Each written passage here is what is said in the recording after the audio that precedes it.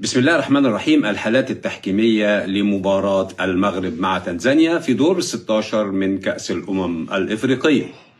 حكم المباراة هو بوبو تراولي من مالي، وعلى الفار عيسى سي من السنغال. أهم الحالات في المباراة: في الدقيقة الثانية بيسقط مهاجم تنزانيا داخل منطقة الجزاء بعد الاحتكاك بالمدافع المغربي، وفي الإعادة يتضح أن الاحتكاك كان بشكل طبيعي، لا توجد مخالفة، لا توجد ركلة جزاء. الدقيقة 15 هدف مغربي يتم إلغاؤه للتسلل. حكم الفار يستغرق فقط 30 ثانية حتى يعلن عن أن التسلل موجود، والوقت أعتقد أنه وقت مناسب. نأتي للدقيقة 89 وحالة مهمة في المباراة.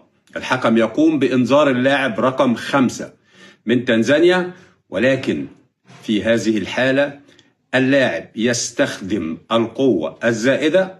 المسافة موجودة، السرعة موجودة، والقوة موجودة، والقرار الصحيح في هذه الحالة هو البطاقة الحمراء. نأتي إلى حالة المباراة.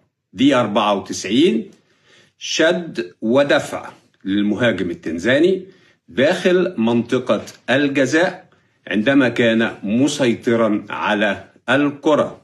الحكم لا يحتسب شيء، حكم الفار لا يستدعي الحكم. من وجهة نظري هناك ركلة جزاء لم تحتسب للفريق التنزاني في هذه الحالة، وألوم حكم الفار أكثر من حكم المباراة.